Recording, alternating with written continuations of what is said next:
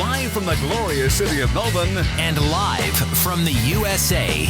Your superstar hosts, Michael Serpell. I'm going to say we play and win a final. Sam Menhennet. The top four. Like it. Carlton. There it is. There it is. That's what I'm waiting for. This is In the Ballpark. Hello and welcome to In the Ballpark for our Round 1 review and Round 2 preview.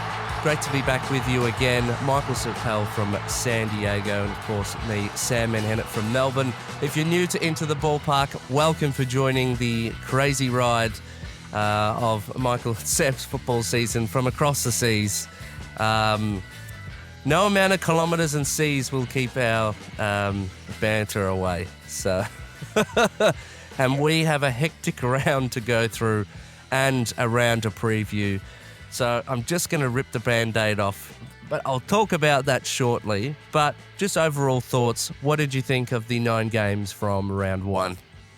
Well, very high scoring, Sammy, first and foremost. Some of the blowouts in some of these games was incredibly surprising. But, you know, I feel like every year, at least for the last couple of seasons, probably post-COVID, there's been a lot of chatter about round 1 having the most attendance in history. And I think this was another record-breaking weekend of crowds, which is fantastic considering on Sunday when the Formula One Grand Prix was on, it looked like the MCG was a graveyard. But for the most part, yeah, the games were really close to, if not sellouts. And yeah, got some great interstate crowds too, which is also worth noting, which means the game is growing around the country.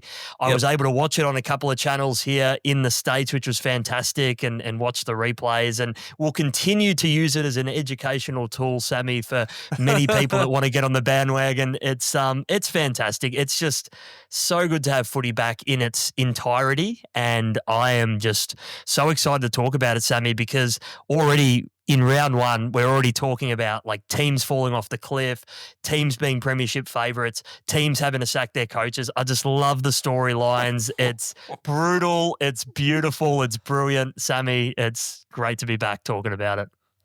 Okay, yes. And so I went to 2 games, of course, during the weekend. And yes, what a hectic weekend to have the F1. And I don't know if that's the greatest ideas of planning. But of course, Melbourne had some wild weather. You mentioned Sunday was very, very rainy during Melbourne's clash. I even seen a little animation on the big screen from the MCG where the MCG put windshield wipers on the screen, which was creative. It's a new one. Very. I thought it was real. When I saw the replay, I was like, oh my gosh, how much did they pay for that? The members, woo! And then what a horrible weather, humid Saturday night. I honestly felt like it was a day game I was at when I went to North and the Bulldogs at Marvel with the roof shut, 30 degrees, absolutely horrible. Next time it's a 30 degrees game, I'm staying home in the air conditioner because it was absolutely horrible. So could have been worse for the players down on the ground itself, but yeah, nasty stuff. So not quite proper footy weather yet, but let's rip the Band-Aid off. Come on, Sam. And Thursday night, it started off, and it was Carlton and Richmond, and get your laughs out now. I had to put my phone on airplane mode because what a way to start. I waited so long, so excited for it all to begin. Had the best seats in the house at the MCG. I seen myself in Anthony Koutafiti's Instagram story because I was up on level 2. Oh, yeah. And had it all going right, halftime, and then bang. I have never seen a team shit the bed so hard like they did. It was embarrassing. Those brand new tiger babies, tiger cubs running around, and we just let them give it to us, absolutely give it to us. So embarrassing. And so much of the game is played above the shoulders, and we just walloped in there. We just walked in there like the game was just going to, we were going to take the 4 points. We weren't going to have to do anything. We weren't really going to have to put our finger in. Disgraceful. Absolutely disgraceful. Sammy, it was hard watching the replays of it because, part of our tipping, part of us predicting results is you take a little bit of ownership. You think you have a good read on a team and a result and where things are going. Hey, I had cake on my face too. I think a lot of the footy world did, to be honest. I don't think too many people would have anticipated this coming. And I say that with all respect because, like, the Tiger fans probably didn't even expect that, the Tigers would come with that kind of – and we've got to give them credit too because the ferocity that they showed in the second half, they could have easily went to bed being 41 points down, and I know Carlton heavily contributed to that, but even still, I mean, for them to show something like – Trainer and Sam Lawler, some of these young players, gosh, mate, they have got a scary future. They might have a Dustin Martin 2.0, dare I say it, with Sam Lawler. But, it must have been really hard being there live. I'm curious, Sammy, being in the crowd, it was a Tigers home game, right? So that the noise would have been noticeable every time they kicked a goal coming back. Yep. No, wow. To be fair to the Tigers fans, brave enough for going. Right. Especially. So for them, that is a bonus to this year because they know it's going to be hard this year. But the confidence from a young side is all what you ask for. And it's not what we got from the Blues at all. And it's just, I don't know what to say. Similar things were happening. And then it seems like we just roll over. There's no real adapt when the game's out of our control. We can't really seem to do anything. And then just crumbling under pressure again. And I hate to individualize players like this, but Harry Mackay, I know he had the yips a couple of years ago and I'm lost for words when it comes to that sort of thing. And it's not just him. I'm not just putting in. Well, it runs in the family, Sammy. I mean, Ben Mackay didn't have a single disposal, I think, in the first half. They pulled up some stats as well. So, boys, whatever you were talking about on your podcast, pull your heads in. But the lobbing into the 50 and then you see Motlop at the bottom of the pack. We don't know how to play with these smalls. I'm just forever will be impressed with how Hawthorn can lower their eyes to their forward line and find someone. But we can't seem to do that. And I don't want to spend too long about this because it's only week 1 and we've got to answer it. There's a big game coming up this Thursday against the Hawthorn Hawks and I'm not looking forward to it because Good luck. But we just have to show something because have to. I'm lost for words and I've had a bit of time to think over it and because I just want to block it out now and I hope the team can and move on because not wanting to do to start with and I'm not going to go as far as some Carlton fans where they're already abusing them going down the race and ready to sack Voss. Yeah. I mean, I know there's fans like this on every team, but come on. Come on. I mean, that final series where you got to the prelim, I mean, I know it feels like a couple of seasons ago now because it was a couple of seasons ago, but I mean, back-to-back final series and to deliver that up round 1, I mean, it's so disappointing. I can understand the visceral feelings, but, it's a week is a long time in footy, Sammy, and we have seen teams bounce back and, sure, the Hawks look great at the moment, but, hey, Carlton play their best and it can be a completely different story. Charlie Curnow will come back, which will help because it seems it's kind of, and I hate to say it, it's Charlie Curnow or bust at the moment because we don't seem to know what to do. And I hope that that's just a short purview from me and that this later on in the season will speak that story different. But right now, that's all I see. And then the big thing Voss has got to change, putting Patrick Cripps in the ruck. It's such a silly decision. Midfield has holes in it at the moment. And you want your best man around the ball to get at. Do not put him against, an 8-foot big lumpy bloke who can injure you and then your season's done because your best player's gone down with an injury. There's so many other players in that. And I know Pidnet's injured, but Silvani or Silvani, someone. Anyone yeah. else is better. Anyone else is better. Stop putting Cripps in the ruck. All right. That is a rant over. We know he's Superman, but for fuck's sake, like, you got to protect your number one.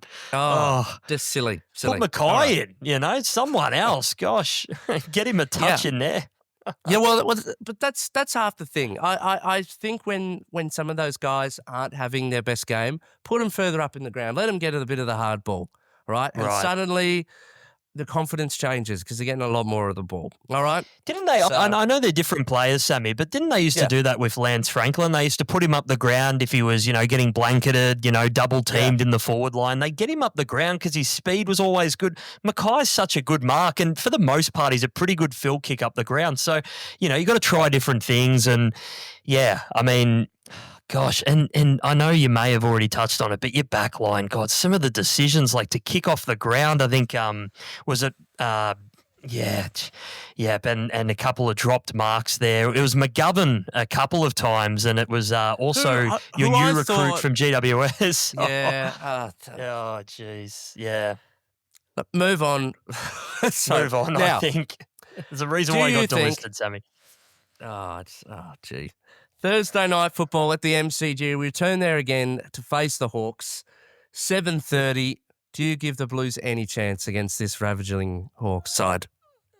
Look, I do. I give them some chance. I mean, you have to obviously take some of Hawthorn's strengths away from them, and that one set play that Hawthorn did against Essendon, where I think they had Jarman Impey just, start man on man and then just peel off, kind of hitting a wing, and they just, bullet like 60-metre kick over all the players' heads, and they just went from one end of the ground to the other, transition. So if Carlton can obviously beat them in the contest, which is what actually Essendon did against Hawthorn, they managed to get more clearances, more contested possessions. But again, it was just that transition that Essendon just could not stop. As you mentioned, Sammy, those laser-like kicking skills by the Hawks, it's damaging. And they've just got so many great coaches' moves that they can make throughout the game with throwing, a lot of their key pillars at either ends of the ground. Clearly, Barras and Battle are great additions to their backline. So, look, if Carlton want to stop it, I think they've got to kind of get into an all-run-and-gun game with them and just embrace the chaos and just hopefully defend the ground a little bit better and defend them when they start trying to turn defense into offense. So I think if Carlton can do that, then I'll back you guys in to at least be a lot more competitive than what you were in the second half. And I think they want to answer to that horrible game at the end of last season against Hawthorn. That was probably one of the most painful games I've watched against them. So, look, I'm going to go out on a limb and back in the Blues again to just come out and say, hey, all right, we fucked up, but this is not us. I want to see that. I'm actually gonna tip you guys as well. I just you got to have a response, and I don't know. Like Hawthorn were brilliant last week, but I think no disrespect to Essendon, I think Carlton's got a lot more mature heads in their side, and this would have been a very hard review for them. And it doesn't always get you the result or the instant spike, but I think you guys are better than that. So we'll see. Right. Okay, next to a team that did bounce back. Collingwood, and are not host to the Footscray, the MCG. So Footscray have a home game Friday night against Collingwood at the G. Come on, AFL. Away game against Footscray at the MCG. Really, how many Collingwood games do you want to have at the MCG? And then this is nothing taking away from Bulldogs' chance of having a big 100th celebration, but right. So this is their 100th celebration. Yes, and they've picked Collingwood. That's interesting. I mean, they clearly know that they're going to get a big crowd. It was interesting when St Kilda celebrated their 100th or 150th. I can't remember what it was, but yeah, they hosted Essendon at the G, which was a little bit strange as well. But that kind of worked out well for St Kilda in the end because they got the dub. But yeah, this is very early on in the season for the Dogs. Footscray, as they're locally known. Yes, and I like it. The Pies. We gave them crap after what they showed up in round one, and what can you say? They turned the power off. Quite literally, yeah. They did. I mean, this was my concern coming into that game. It was just like, it was almost a carbon copy of what they did last time to Port at the MCG. Like, it was almost a mirror image of that game. And Dan Houston, my gosh, what a acquisition. I mean, look, I can understand. Look, a lot of people have they're up in arms about the Port Adelaide players shaking his hand at the end of the game and waiting for him to do his media press conference. This guy's been at Port and been pretty local for that, pretty loyal for that whole time. So I can understand it. It clearly wasn't a good look after such a big loss from the Power, but yeah, at the same time, I know he did break his contract and did leave, but yeah, at the same time, you got to, it's footy. You got to understand that when the siren's gone, you go and see your mate. So look, it wasn't a good look with the result context, but I think people have went a little too hard on that. But yeah, incredible win by the Pies. They found another one in Tim Membry up forward. He looked great in the first quarter, I think, kicking 3. So yeah, look, the Pies are back. Dacos didn't cramp this time round, and they were just so impressive on offense, and particularly with Houston's kicking going inside forward 50. They just look like they've got another dimension. So, yeah, and even the way that they handled Pendlebury's minutes, Sammy, was really smart too. So I imagine that the Pies are going to do that a lot this season. So, yes. Yep. Yeah, clearly shows a lesser reliance on him, but he's essentially like another coach, isn't he? Either sitting on the bench or being out on the field. He's going to be influential one way or another. So I think, last weekend's result wasn't good for the Pies, but we always felt that they were going to show something, particularly at home at the G. So, yeah, I've still got them in my top 4. So, yeah, I think that was a good win. Okay, and Footscray, a pretty solid effort against North Melbourne, who really did give them a decent crack. But even without a few of the Doggies' mainstays, solid effort from them. So I reckon they can really have a good crack here.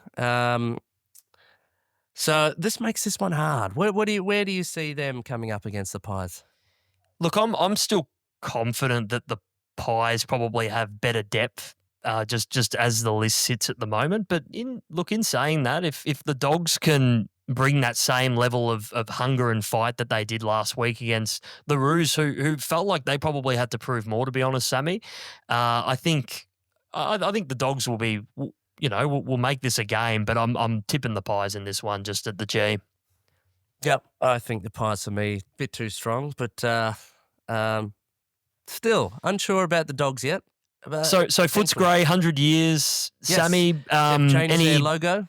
Yeah, I like it. Any quick thoughts on the Dogs, just as far as an organisation, favourite players, moments? What stands out when you think of the Doggies? Well, it's always been a club that I've been surrounded with growing up in the western suburbs, schools and people around me.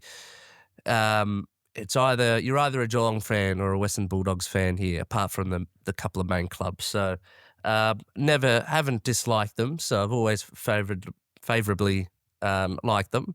And I don't know, 2016. It's hard to not think further back than that.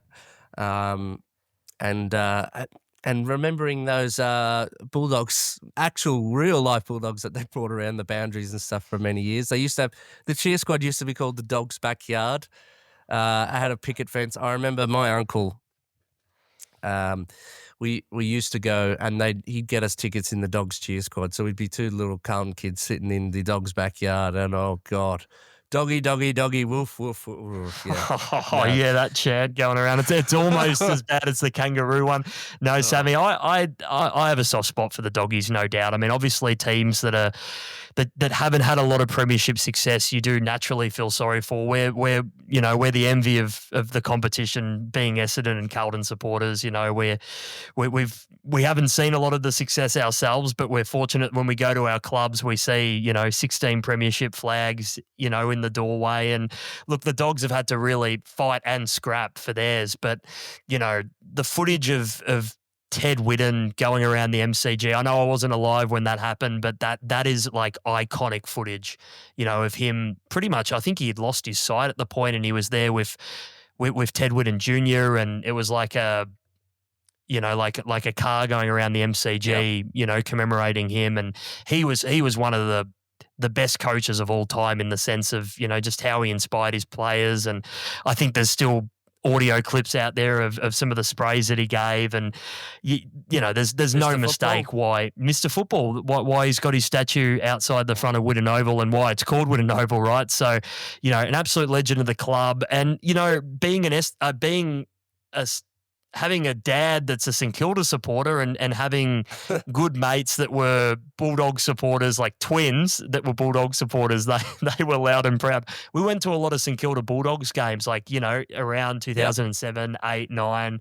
They were great games, Sammy, and in real dour games at sometimes too. Like the final score might be 45-40. Like they were just Ross Lyon, dour masterclasses. But I mean, the Dogs, I just felt before 2016 happened, I'm like, have they missed their opportunity at a premiership run? Because there were so many good clubs like St Kilda, Geelong, Collingwood in that era that they just kept beating them, at the final hurdle. They just couldn't get past those prelims or semi-finals at times, Sammy. So to have 2016 and do what they did, it's remarkable, really. And thinking of something, the other characters over the years, the personalities, like Ackermanis had a stint there. I remember that. Adam Barry Cooney, Hall. Barry Hall. Now, where he wrestled at North Melbourne, who was that? Thompson. Was it Scott yes, Thompson? Scott Thompson. With and the Barry Hall shoelace. was, yeah. Will Minson and Rodney Eade, the footage. So Rodney Eade still to this day denies that's audio is real. Get him off! So happy 100 years to the Bulldogs. As Happy we 100 move on years, to buddies. Saturday afternoon, 1:20 p.m. at the MCG, the Essendon Bombers and Adelaide Crows. And this is warming up to be a big one. Now, fair crack to the Bombers against Hawthorn last week. What did you think of their performance overall?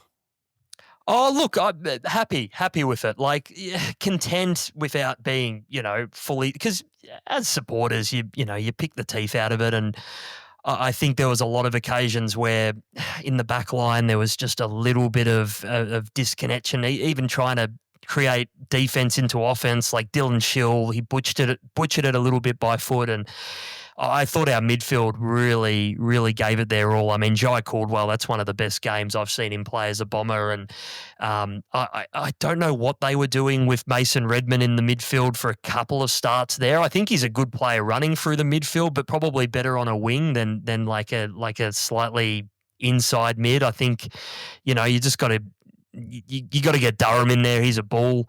So, yeah, like I think maybe from the coach's box, there was a couple of moments that Brad Scott, along with the rest of the coaching team, would have liked to have back, because I think the players are up for it. Even Isaac Kako's first goal, I thought that was brilliant, just kicking it off the ground, got the Essendon faithful up and about. Reminded me of that return game where all the players came back from suspension and we bet the Hawks, packed MCG. That was a cracker. But yeah, Sammy, I thought the effort was really good, and I thought we didn't give up. It could have easily, I think it was 40 points at one point. It could have easily blown out to 60, 70, but I thought the boys kept it together and gave it a good effort. Yeah, I definitely, and I know it's early on, but that to me looks like a Essendon side that's different from last year.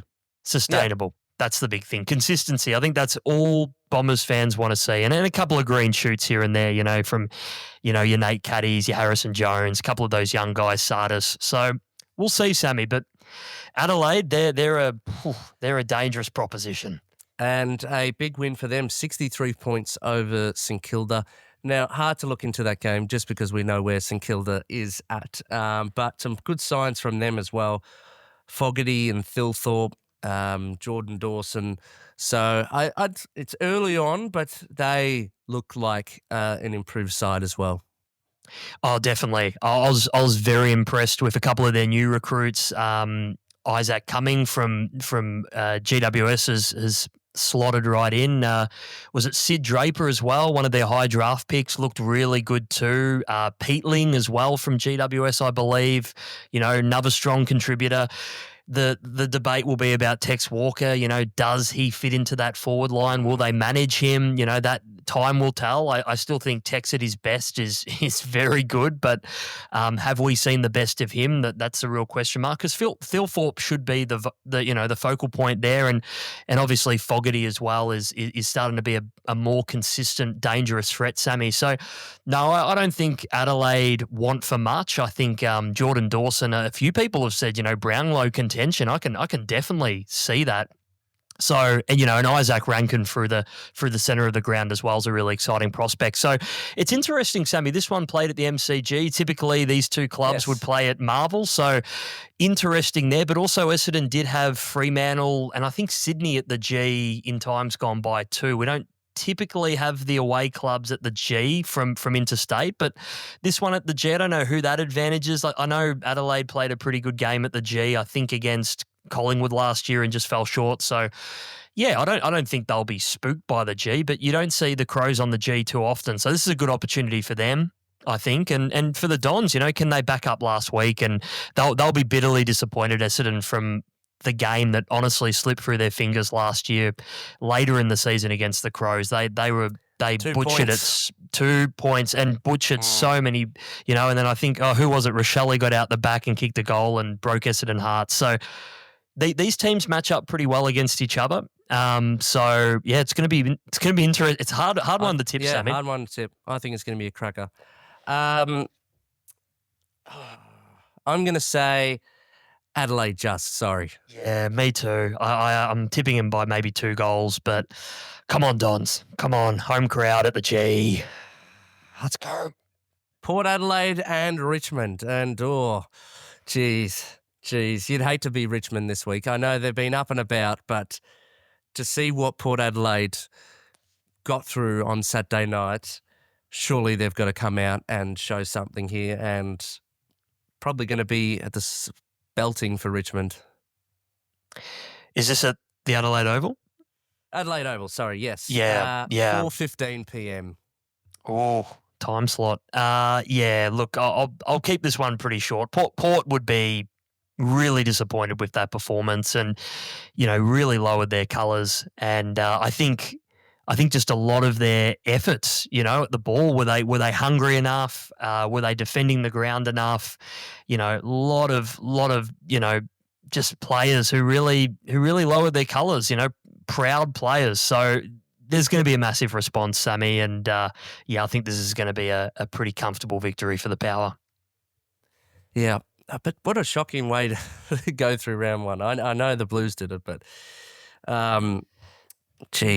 especially in his last year, they want to throw Hinkley out the door now. It is goodbye year. That headline, I did say it for a reason. If you were listening to last week, 2 weeks ago, we put our predicted headlines. Right. Moving on to Saturday night. They did lose though, Sammy. If they lose, this then becomes the headline, I think. Yep. Saturday night, Marvel Stadium, 7:35, St Kilda and Geelong, and this. All I think about is that 2011 game as one of the craziest games. Saints obviously need to come back and respond from last week. Got a lot of work to do. The Cats, on the other hand, had a solid win at home against the Dockers. Yeah, Cats, incredibly impressive.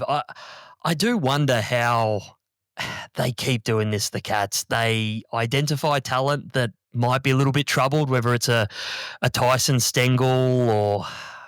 there's just these stories. There's these stories of these players who have so much talent and they just can't do it at these other clubs. Is it the culture? Is it the environment? Tyson Stengel becomes a premiership player And then they get Bailey Smith, and you just go, "Wow, is this another one of these players?" You know, he was outstanding, and we knew Bailey Smith had this in him. I mean, that final series, it was 2021, where he kicks the winner against Brisbane, and just had an incredible final series, and you just know that his ceiling's really high. But unfortunately, with last year's injury and his mental health, we knew that it was going to be hard to get back to that, particularly at the Dogs, where there's a lot of hard love in play with Bevo, and we love it, but it's not for every single player on that list. And I think for Bailey Smith, I mean, this is definitely a new change that I think is going to really reinvigorate that midfield. And yeah, they're another dangerous prospect. Sammy, you did laugh at me top four fresh this year, but I know. He did look fresh, and he did make them look so much more younger than these old cats that we keep on harping on about. But interesting, didn't get brand new stadium. They've expanded it, and it was only a quarter of the way full. Yeah, disappointing. So interesting, that one. So let's see if he can keep this up consistently. I put him in with Supercoach, so he scored for me very well week up. But yeah, let's see what the Cats can do. And I think St Kilda at Marvel, good record there, I would say. So they'll come out and you'll get a bounce for them. Yeah, you'll get a bounce for them for sure. But tipping Cats in this one, I think, it's undeniable form. I will say on the Cats though, I think Sam De Koning in the ruck looks good, and yeah, he struggled a little bit in the back line. I think last year we know how good he is and how well he's building, but I think in the ruck with. I don't know if Stanley's there anymore or what their other backups were. So I think De Koning in the ruck will probably happen. And if that does happen, I would love to see the De Koning brothers in the ruck against each other this season. That'd be awesome. That would be cool. Moving on to Sunday afternoon, 1:10 p.m. Brisbane Lions take on the West Coast Eagles at the Gabba. They've probably been going around the Gabba with hair dryers, just trying it out already. I got to see these photos, Sammy. Yeah, no, it's going to be interesting one. Poor performance from West Coast on Sunday evening against the Suns, and Brisbane in a tight one against the Swans. Probably one of the games of round one that was really stood out. Interesting. Looked pretty decent. Levi Ashcroft, nice recruit, doing well. What are your thoughts on the Lions? Oh, what a great photo that was, Sammy, seeing the two Ashcroft brothers. I think there was a photo from their juniors together as well. I mean, I've got a younger brother. I bloody love him, and to play footy alongside your brother as like two midfield balls. I mean, you just imagine that there's just a little bit of that connection, there, that just that innate knowing of where your brother's going to be in a certain spot and his abilities. I mean, that is such an X factor. I know the Dacos brothers have that, and there's been the Cracker brothers in years gone by. I mean, there's just.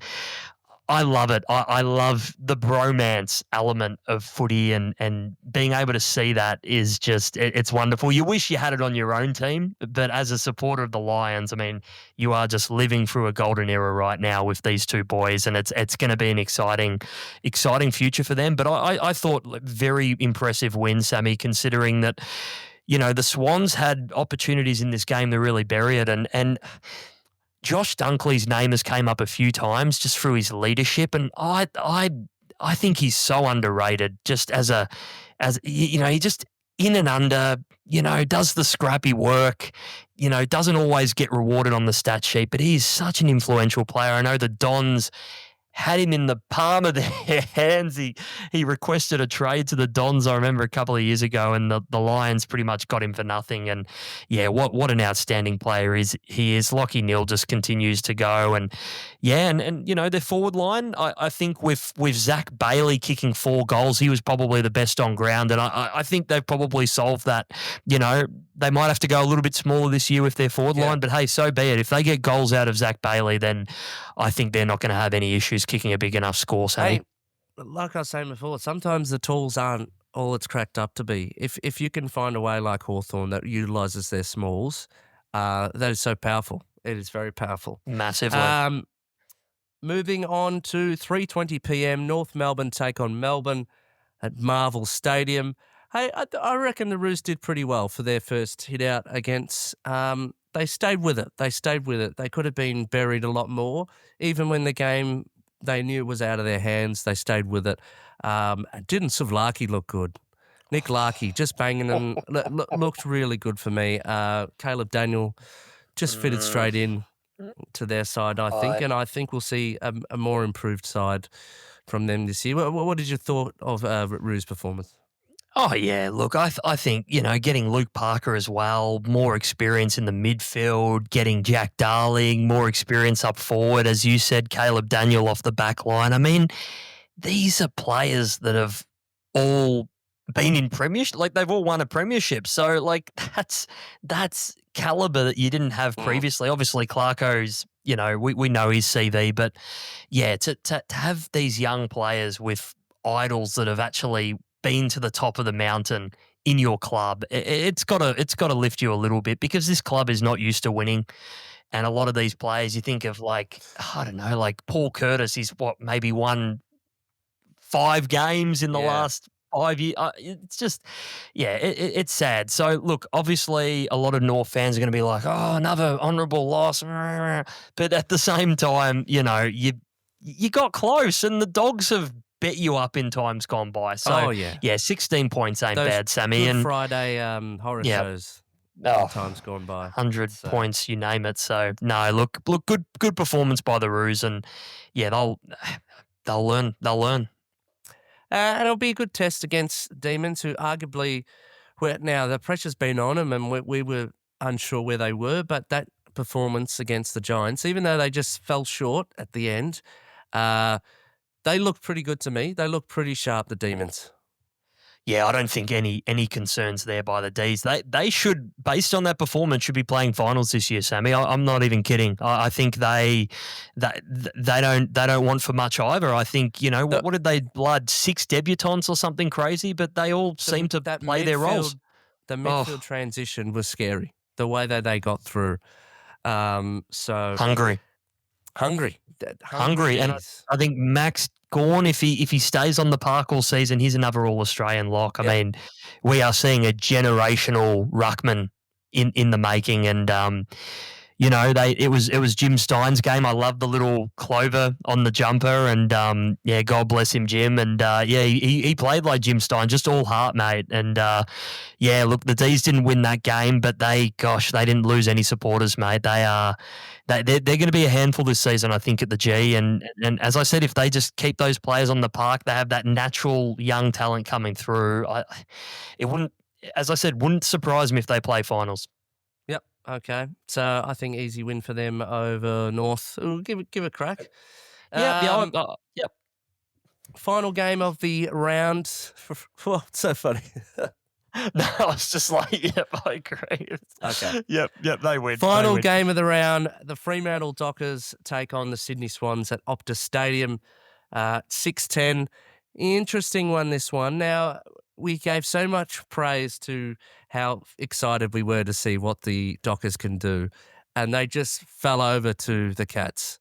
There was one little bit maybe during the third quarter, but they have some work to do if they want to be this. They've recruited well, and they want to be this side that plays finals. They need to show up here. How did you see their game? Sydney or Fremantle, sorry? Fremantle. Yeah, so Fremantle, for me, yep. Very, very disappointing result, Sammy. I got to be honest. Other than Murphy up in the forward line kicking 4 goals in 4 minutes, I love that. I love when a player's just red hot and just kicking snags, mate. There's nothing better. There's nothing better. You name it. On the field and don't put him on the bench after a goal. Do not take them off. Can you imagine? No, he look, he's a pretty looking boy, but shit, he's hard at it and kicked some goals. Love the celebrations. Yeah, kept him in the game. Without him, that's a 100-point loss. So, that was a disappointing result from Fremantle. And look, I thought the Cats were incredible, but yeah, Freo, man, a lot of talk about them. Just didn't deliver in this game. So this is huge, Sammy. I mean, if the Swans lose this, they're 0-3. Yeah, Wow. big test. I know they had Brisbane, and I did tip them, and they didn't get up. It was, look, Close. fair effort, but I dare say Optus Stadium away, it's always a hard game for any team. So I think Fremantle will want to prove themselves right, and I think they will get it done. I am going to have to disagree with you. I think the Swans are going to galvanise a little bit. Look, they've been good the last couple of weeks, don't get me wrong, pretty hard opposition. So I think, I can see the Dockers responding, but I think the Swans are, they're going to galvanise on the road for Coxie. Okay. And it's round 2 and we've already got buys. I was thinking, I'm like, where's Gold Coast to GWS? So Suns and Giants, just the way opening round has gone, and this is why we don't like this debacle. So we have buys in round 2. Fucking stupid, Sammy. I'm sorry. It's just so fucking stupid. I mean, this is the AFL pre-2011 though. Not having the expansion clubs in. Do you like it? Question mark. It's only been, well, technically 2 rounds, but 1 round with round 1. Giants sit on top on equal points. Hawthorn in second, and the Suns in third, and Geelong top 4. So that's the top 4 for now. And Port and West Coast round out the bottom. So apart from that, how else do we feel about round 2? Yeah, Sammy. I mean, there's some good matchups in this round. I think round 1 we got a lot of good answers. I think and it sets it up beautifully for round 2. I think can Carlton respond, Sammy? Oh boy, Lygon Street's going to get ripped up if they don't. I mean, even if you do lose, it's just one of those things. It's like, can you show some more fight and is there going to be, can Nick Haynes take a mark? It's just simple things, right? Simple things. But on the flip side, you just hate to go 0-2. I mean, I know there's a lot of talk about teams coming back from 0-2, but there's also some staggering stats out there about teams going 0-2, 0-3 and not being able to resurrect their season. I know doomsday talk is silly because it's such a long season, but just getting a victory, even if it's ugly, just teams have just got to do it. So it'll be fascinating to see what teams can respond after the losses. I'm looking more at that, to be honest, this round, Sammy. Yep. Any tribunal thoughts or major injuries that you think about that we've seen across the week? Oh, look, I think everyone's talking about the Jackson Archer incident. Yeah. I have seen it a few times. A lot of people can be mistaken for thinking that Jackson Archer actually deserved the free kick because they did bring in that rule where, you saw some terrible ACLs and broken legs from players tunnelling other players. Yeah. This is a footy act, in my opinion, and I think that's going to be the main rhetoric that we're going to hear. I just don't understand, Sammy, why the tribunal have to put a random number like 3. In fact, 3 weeks was kind of the common theme, or at least the common number used for a lot of these incidents. Like Justin McInerney was given 3. I think there was another player thrown in there given 3 weeks. So I don't know what your thoughts are on it, Sammy. I think it's a little bit excessive, but I think it, in round 1 they can kind of experiment a bit, start the debate, get some outrage, and then hopefully some changes are made. Well, I think that's the way, unfortunately, it is. They need to have one to set the standard so the players know not to be so reckless. But we've been doing this for a couple of years now where you've just got to know. And I know it's so hard in those split decisions. You're going so fast through that. He probably just wanted to pick up the ball, but he's taken the risk, and that's the result of that. So unfortunately, it's not going to be the first crazy tribunal discussion that we're going to have. I'm sure there's going to be plenty. Does he get off though? Do you think, Jackson Archer? I don't. Maybe we might get it reduced. Downgraded, but I wouldn't say he gets off. Yeah, I tend to agree. I do have one question though. Why on earth, right, are the umpires still giving 666 warnings? We've had this rule for, I think, 4 or 5 seasons now, and we're still giving warnings. What is the point of that? It's either a free kick or it's not. Please, Right. AFL, respond to that. I don't think I've heard anyone speak up about that, but to me, it's bloody annoying. Well, it's also the fact that it slows play and it just gives you something to get irritated about. It takes away momentum. Like you don't hear every time a player is like, I don't know, bumping into another player and the mic'd audio from the umpire then goes through to your broadcast. It's like, hey, stop bumping him, stop touching him. Don't do that. It's not a schoolyard, Sammy. We don't have to listen to that shit. So it's the warning is redundant, but then also us having to hear that on the broadcast is redundant too. I mean, dare I say it, I rather listen to Brian Taylor getting locked out of a pub or eating dodgy Chinese food than hearing that on the broadcast. We don't need it. Come on. Well, to be fair, I do like hearing umpires' insight. So I do like hearing what's going on. It gives you more context of the situation, but it does sound a bit silly when they're telling them like their schoolyard fighting in the yard. Well, I think that wraps us up here for a crazy round 1 and round 2 ahead. And it's catch it all on In the Ballpark. Now, as mentioned, there are full-length episodes of the podcast that you can watch on our YouTube channel. We've been posting clips across Instagram and TikTok, and you can stay up to date with us on Facebook and Instagram and the lot. And can't wait to continue on through this crazy footy season because I'm sure it's going to be a crazy one. Sammy, absolutely pumped. You said it beautifully. Hopefully this is the most painful week for you as a Carlton supporter and it doesn't get any worse than this. I mean, We'll see. Yes, we'll see. Until next week, Sammy boy, it's been a pleasure.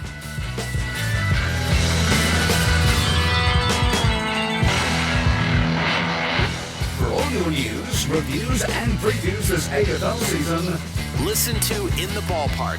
Download the podcast now.